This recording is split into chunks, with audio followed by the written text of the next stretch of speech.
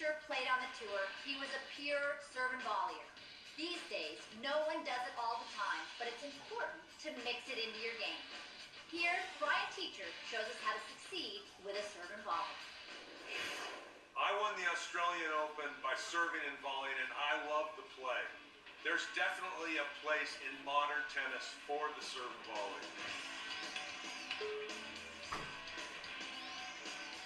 It is definitely harder to serve and volley today than when I was playing 20, 25 years ago.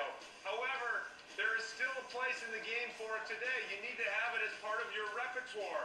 You can't just sit back there, hit a great serve, and let your opponent float a return deep and then start the point off as if you didn't have a great serve.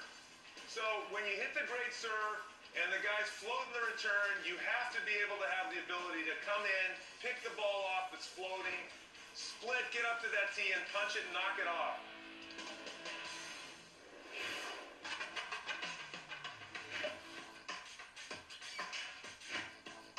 On the serve and volley, you got to get the toss into the court. Why?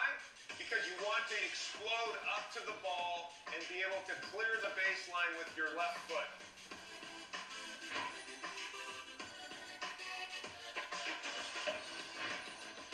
It is so important to use your legs with the serve and volley. You've got to load those hips and legs and explode up and out into that court. If you don't get a good jump and you land on the baseline, you are going to be a half a step to a step late getting to the ball at the net, and you're going to be picking it out from your toenails, okay? So you've got to load those hips and legs and explode up and out into that court. Sprint up to that tee as fast as you can. You split and you're ready to go for that first follow. Good.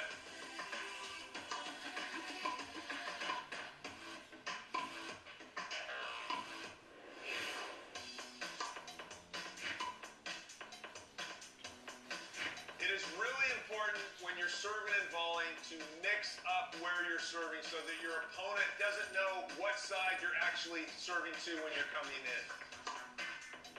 You got to have variation on your serve, but you got to keep in mind what are your opponent's strengths and weaknesses. If he's got a weaker forehand than backhand, then you probably want to go to his forehand 65% of the time, but you got to keep him honest and go to his backhand 35% of the time.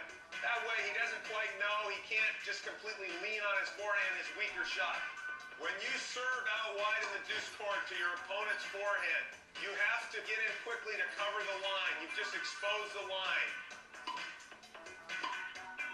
When you're serving up the tee to your opponent's backhand, again, the easiest place for him to return it is either to pull it in the middle or down the line.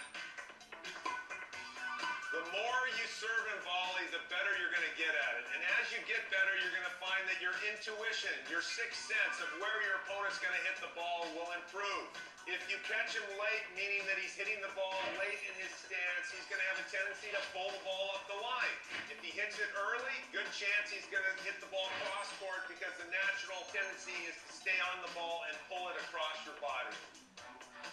So serve and volley is not dead in today's game.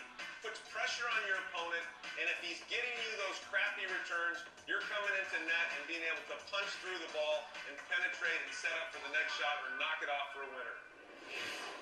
Brian Teacher tackles some of the trickiest volleys in tennis when Tennis Channel Academy returns.